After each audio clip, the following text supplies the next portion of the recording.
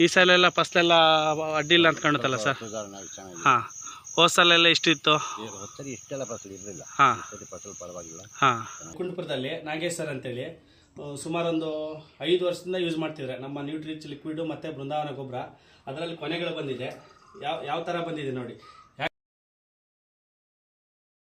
ಎಷ್ಟು ತೂಕ ಬರ್ತೀವಿ ಸರ್? ಹೋದ ವರ್ಷ ಎಷ್ಟಿದೆ, ಈ ಸಲ ಎಷ್ಟಿದೆ ಸರ್? 10 kg 8 kg ಬರ್ತಾ ಇತ್ತು.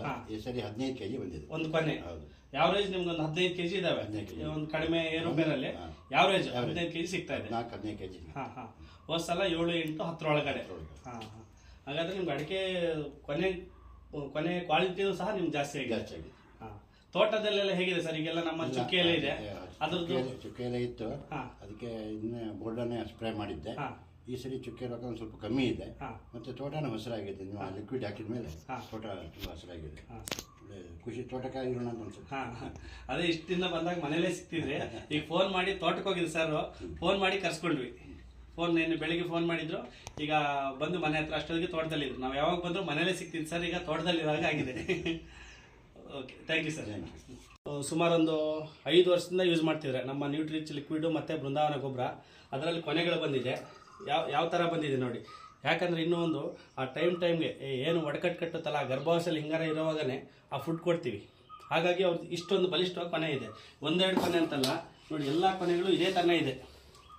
ಎಲ್ಲ ಕೊನೆಗಳು ಬೇಕಾದ್ರೆ ನೋಡಿ, ಇದೆಲ್ಲ ಕುತ್ರಿ ಹಾಕಿದ್ದಾರೆ. ಸರ್, ಈ ಕುತ್ರಿ ಬಗ್ಗೆ ನಿಮ್ದೊಂದು ಅನಿಸಿಕೆ ಇದೆ ಸರ್? ಹಿಂದೆ ಏನು ಮಾಡ್ತಿದ್ವಿ? ಹಿಂದೆಲ್ಲ ಈ ಕುತ್ರಿ ಹಾಕ್ತಿರಲಿಲ್ಲ, ಬಿಟ್ಬಿಟ್ಟಿದ್ವಿ. ಕಮ್ಮಿ ಇಳಿ ಬರ್ತಾ ಇತ್ತು. ಹಾಗಾಗಿ ತಂದು ಮಿಷನ್ ಹಾಕಿ ಇದು ಮಾಡ್ತಿದ್ವಿ. ಈ ಸರಿ ಫಸಲು ಚೆನ್ನಾಗಿರೋದ್ರಿಂದ ಕುತ್ರಿ ಹಾಕಿ ಹಳೆಯ ಒಂದು ವೈಭವವನ್ನು ನೋಡೋಣ ಅಂತ ಹೇಳಿ ಮಾಡ್ತಾ ಇದ್ವಿ. ಸರ್, ಇದು ಇಷ್ಟು ಕೊನೆ ಇದೆಲ್ಲ ಸರ್, ಎಷ್ಟು ಮರದಿಂದ ತೆಗೆದಿದ್ದು ಕೊನೆ ಸರ್? ಇದು ಈಗ 300 ಮರದಿಂದ ತೆಗೆದ್ವಿ. ನೋಡಿ ಖಾಲಿ ಕೇವಲ 300 ಮರದಿಂದ ಬಂದಿರೋಂಥ ಕ್ರಾಪ್ ಇದು.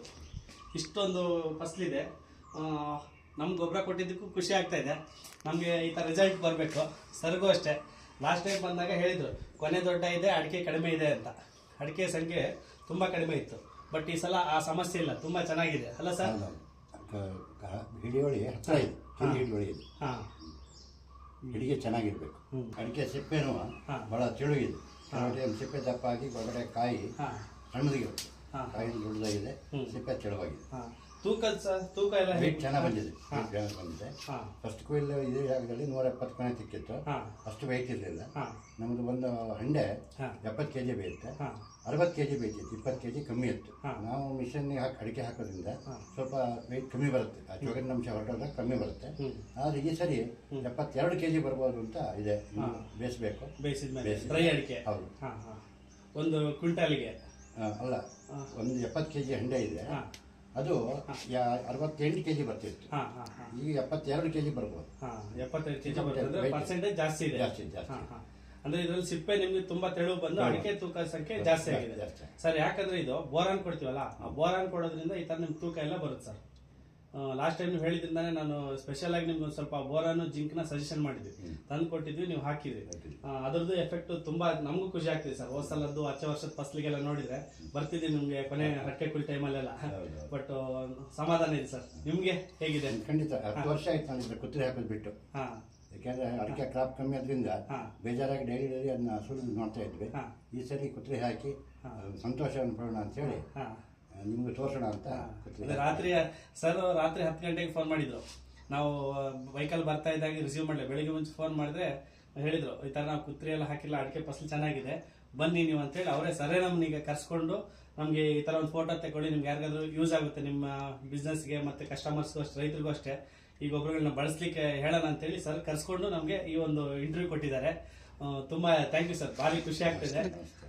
ನಿಮ್ಗೂ ಡೈರೆಕ್ಟರ್ ನಮ್ಮ ಮ್ಯಾಮ್ಕೋಸ್ ಇದೆಲ್ಲ, ಮ್ಯಾಮ್ಕೋಸಿಂದು ಡೈರೆಕ್ಟ್ರು ಮಲ್ನಾಡ್ ಅಡಿಕೆ ಸೊಸೈಟಿದು ಶೃಂಗೇರಿ ತಾಲೂಕಿಂದಲ್ಲ ಸರ್, ಶೃಂಗೇರಿ ತಾಲೂಕಿನ ಡೈರೆಕ್ಟರ್ ಆಗಿದ್ದಾರೆ.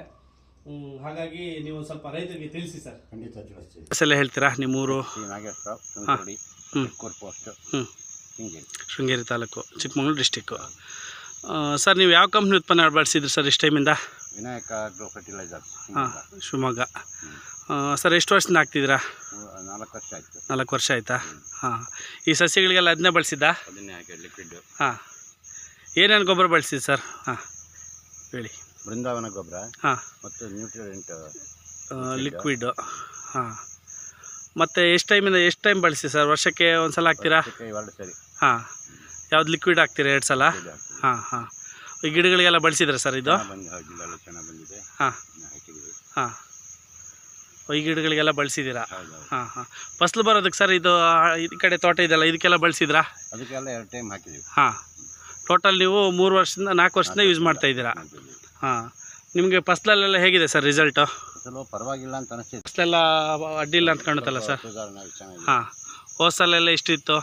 ಸರಿ, ಇಷ್ಟೆಲ್ಲ ಫಸಲು ಇರಲಿಲ್ಲ. ಹಾಂ, ಸರಿ ಫಸಲು ಪರವಾಗಿಲ್ಲ, ಹಾಂ ಚೆನ್ನಾಗಿ ಅನಿಸ್ತಾ ಇದೆ. ಹಾಂ ಸರ್, ನಿಮ್ಗೆ ಫಸ್ಟ್ ಈ ತೋಟದಲ್ಲಿ ಎಷ್ಟು ಕ್ವಿಂಟಲ್ ಅಡಿಕೆ ಹಾಕ್ತೀವಿ ಸರ್ ಈ ಇದರಲ್ಲಿ? ಇದು ನಮಗೆ ಎಲೆ ಚುಕ್ಕಿ ರೋಗ ಬಂದು ಎಲ್ಲ ಸ್ವಲ್ಪ ಕಮ್ಮಿ ಆಯಿತು. ಹಾಂ, ಫಸ್ಟೊಂದು ಎಕರೆಗೆ 3.5-4 ಕ್ವಿಂಟಲ್ ಆಗ್ತಿತ್ತು ಅಷ್ಟೇ. ಹಾಂ, ಮರಳು ಜಾಗ ಇದೆ. ಹಾಂ ಈಗ ಪರವಾಗಿಲ್ಲ, 5-6ವರೆಗೆ ಆಗ್ತಾ ಇದೆ. ಹಾಂ. ಮತ್ತಂದರೆ ಈಗ ವಿನಾಯಕ ಆಗ್ರೋ ಫರ್ಟಿಲೈಸರ್ಸ್ ಉತ್ಪನ್ನ ಬಳಸಿದ್ರಲ್ಲ, ಬಳಸಿದ ಮೇಲೆ ನಿಮ್ಗೇನು ಅನಿಸ್ತಿದೆ ಸರ್? ಅಲ್ಲ, ನನಗೆ ಇಂಪ್ರೂವ್ಮೆಂಟ್ ಅನಿಸ್ತಾ ಇದೆ. ಹಾಂ, ಅಡಿಕೆ ಫಸಲಲ್ಲೆಲ್ಲ ಅಭಿವೃದ್ಧಿ ಆಗಿದೆಯಾ? ಗಿಡನೂ ಚೆನ್ನಾಗಿದೆ. ಹಾಂ, ಸಸಿಗಳೆಲ್ಲ ಚೆನ್ನಾಗಿ ಬಂದಿದ್ದಾವೆ. ಹಾಂ. ಫಸಲು ಬರೋದ್ರಲ್ಲಿ ಬೇರೆ ಏನಾದರೂ ನಿಮ್ಗೆ ಬದಲಾವಣೆ ಆಗಿದೆಯಾ ಬಳಸಿದ ಮೇಲೆ? ಬಳಸಿದ ಅನುಕೂಲ ಕಾಣ್ತಾ ಇದೆ, ಹಾಗಾಗಿ ನಾನು 4 ವರ್ಷದಿಂದ ಮಾಡ್ತಾ ಇದ್ದೇನೆ. ಹಾಂ.